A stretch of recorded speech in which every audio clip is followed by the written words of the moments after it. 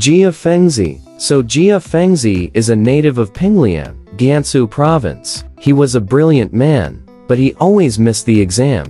One day, he met a talented man on the road who gave his name as Lang. He was charming and well-spoken. Miss Jia invited him to come home with her, and asked him for advice with her 8-stranded work. After reading it, Mr. Lang was not very appreciative, saying, "Your article and subject test must have reached number 1. But the country test room would not have qualified for the end of the list." Jia Fengzhi said. "What then?" Lang Sheng said, "It's difficult to climb on tiptoe when things are in the world, but it's much easier to bow down and bow down. Do I still have to explain these things?" So by pointing to 1 or 2 people, and 1 or 2 of their articles as criteria, Miss Jia was generally the one she looked down on most. After listening, Mr. Jia laughed and said, "The eternal survival of a scholar's essay should prevent the world from believing it too much, even if it is included in the 8 treasures. These 2 men, as you call them, use such low-grade articles to get their credit, and they are still low-grade, even if they rise to the high office of the Tage." "It's not like that, Mr. Lang said. "Some people write well, but because of his low status, they can't circulate. You have to hold your own role until you are old, or else the examiners will climb up on such a bad quality. And you won't get another pair of eyes and liver and lung for reading your article." Jia Fengzhi finally stopped talking. "You're still young and passionate," Lang Sheng said, standing up and smiling. So he quit. When Jia Fengzhi tried this year, she missed the exam again. Frustrated, he eased back to Mr. Lang's words and scraped through the articles of the 2 people he had pointed out before. "But before I finish reading it, I'll be sleepy and wondering if I'm going to do what Lang says." 3 more years later, with the country trial nearing, Mr. Lang suddenly arrived, and the 2 were delighted to meet. Mr. Lang then took out the 7 8-part titles he had written, and asked Miss Jia to write them. After a day, he asked for an article to see if it was not good enough, and asked Miss Jia to remake it, and when it was done, was not good enough. Mr. Jia jokingly identified the papers he had failed in his previous country trials, pulling the long, unseen words and sentences that were rambling in the background and piecing them together to make them into writing. When Mr. Lang was born, he showed them. "This time is fine," Mr. Lang said with glee. "Let him remember. Keep telling him. Let's be honest with you. None of this is what I wanted to write," Jia said with a laugh. "I just forgot that even if I were to be scolded, I wouldn't be able to remember it." Mr. Lang sat at his desk, forcing Mr. Jia to give him a good pass, then asked him to take off his jacket to reveal his spine, and to write a note on it, saying, as he walked out, "That's all you need." Miss Jia checked the marks on her back, and couldn't wash them. They had infiltrated the flesh. Jia Fengzhi entered the examination room, and at a glance, the 7 questions that Lang Shuke had formulated were not left out. "Looking back on my previous essays, I was left in a dark place. Only the jokingly patched up article is still fresh, but he always felt too ashamed to write something like that, and wanted to change it a little, but thought over and over again that he couldn't change it. The sun was west, and Jia Fengzhi had to copy it and turn it in." Mr. Lang had been waiting for him for so long that he met and asked, "How come it's so late?" Miss Jia told him truthfully, and immediately begged him to wipe the symbol off her spine, but when she looked undressed, it had disappeared. Remembering what was written in the exam room was as memorable as anything in the world. "Why didn't you use this method to take the test yourself?" Mr. Jia asked Mr. Lang, much to his surprise. Mr. Lang laughed and said, "I only ignore these articles because I don't have that kind of thinking. So Yoga Bong Ji will come to his house tomorrow, and Yoga Bong Ji will say yes." After Mr. Lang left, Miss Jia brought out the 7 manuscripts to read for herself, broke her heart, lost her happiness, and stopped making an appointment to visit Mr. Lang, and returned home in dismay. Soon after, the country test came out, and Jia Fengzhi scored first. He was up to date with the 7 old texts, sweating through them, and by the end, several layers of clothes were soaked. He said to himself, "How can you be so embarrassed to meet a reader in the world? When an article like this is published, you hope you'll win the exam. Why are you so sullen?" "Mr. Lang said, suddenly arriving at the moment of shame, I happen to be thinking, this is a piece of shit in a golden jade bowl.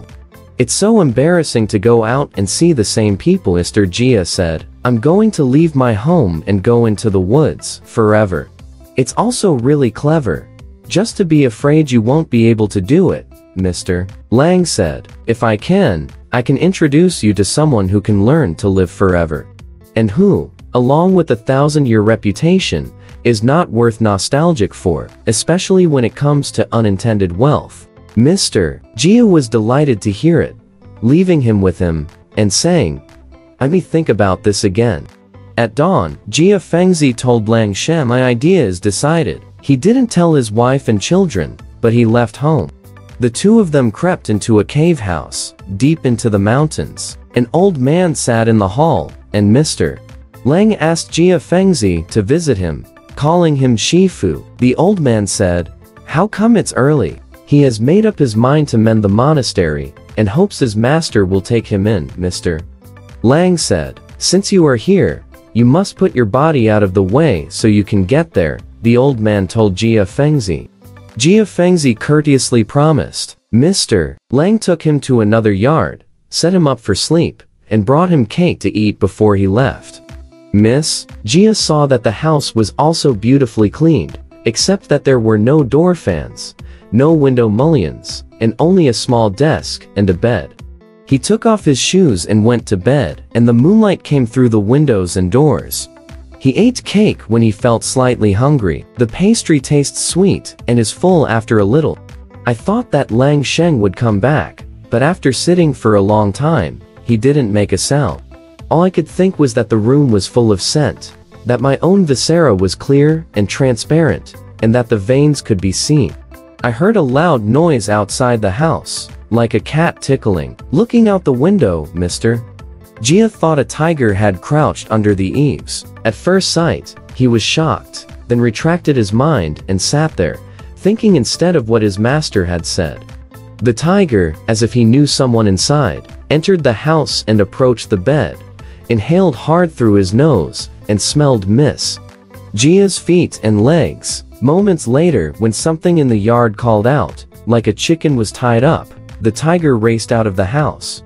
"I'm coming, Miss Jia whispered from her ear as she crept into bed without a sound. A breath of lipstick. Jia Fengzhi closed her eyes and was unmoved. The beauty whispered, "Are you asleep?" She sounded like his wife. Miss Jia's heart moved a little, but thought again. This is all about the master trying to test my illusion. I still have my eyes closed. The beauty said with a smile. The rat moved. The Jia couple lived in the same house as the girl, and were afraid to hear her when she had sex. There's a code saying, just say, "The rat is moving," and start making out. Now, Jia Fengzhi is listening unimpressed, and looking at it with open eyes. There's no doubt about his wife. "How did you get here?" Her wife replied. "Lang Shu is afraid that you'll be lonely, and want to go home. She sent an old woman to lead me." As they snuggled together, his wife complained bitterly about his absence from home. It took Miss Jia long, consoling time for her to happily make out with him. It was almost dawn after that, and the sound of Shifu's fury was heard, and the distance from the yard grew closer. Jia's wife got so busy that she ran across the low wall when she couldn't hide. After a while, Mr. Lang entered the door behind his master. The master beat Mr. Lang with a stick in front of Miss Jia, then told him to kick her out. Mr. Lang had to lead Mr. Jia out of the low wall, saying, "My expectations of you are a little too radical. I didn't expect your relationship to continue, and I was beaten up for it. You stay here for a while. It's not too far to see us again." After telling him how to get home, the two parted ways. Jia Fengzhi looked down at his village on the hill, and it turned out to be right in front of him. "I'm thinking my wife's a little slow. She must be halfway there. He raced for more than a mile to his doorstep. The walls of the house were broken, not the same, and the old people and children in the village didn't even know each other. Suddenly, Liu Chen and Ruan Zhao of the Han dynasty returned home from the rooftop after meeting each other. And the scenes they saw were very similar to the scenes they see today. He sat down at the opposite door before daring to enter again. A long time later, an old man came out with a crutch. "Where is Jia Fengzi's family?" he asked. "That's it. Do you have to ask that strange thing?" Mr. Huang said, pointing to Mr. Jia, "I know everything. Legend has it that Jia Gong ran away when he heard that he had won the exam. And his son was only 7 or 8 when he left. And then, when he was 14 or 15, Mrs.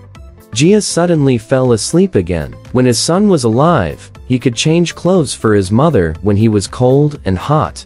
And when his son died, his 2 grandchildren were poor, and the house was demolished, so he had to tie the shelves with wood and put on a little straw to shield Mrs. Jia from the wind. A month ago, Mrs. Jia suddenly woke up, and it was over 100 years ago. People from far and near have come to visit and see this strange event, and there have been fewer people in recent days. If the old man doesn't know anything, Jia Fengzi is me," Jia Fengzi said as she heard a sudden introspection. Alarmed, Lao Wang hurried to tell the Jia family. By this point, Jia Fengzi's eldest grandson was dead. His second grandson, Jia Shang, was in his 50s. His grandson thinks he's young, and suspects he's faking it. It wasn't long before Mrs. Jia came out and recognized him. He broke down in tears and called him into the house. The couple had to temporarily enter their grandson's house after they had no house. Men, women, and children, all of whom were Mr.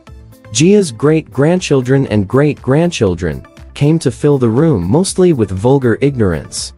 Wu's daughter-in-law, who bought wine and prepared a light meal with coarse tea, and Jia Gao, his youngest son, and his daughter-in-law, shared a house with them and poured it out to clean up for their grandparents to live in. Mr. Jia stayed in the house he had prepared for him, and the smell of the smoke and the smell of the children's urine was unpleasant. He lived for a few days, and he couldn't bear to regret it. The 2 grandchildren's homes were served to them in shifts, and the meals were made very unflavored.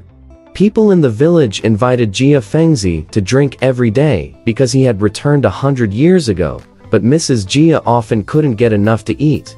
Wu Shi, the daughter-in-law of the eldest granddaughter-in-law, is a reader's daughter who knows the rules of the family and is truly devoted to her grandparents. The food at second son Jiaxiang's home was getting less and less, and sometimes they had to shout before they were given a little. Jia Fengzi was so angry that she took her wife away to set up an account in the East Village.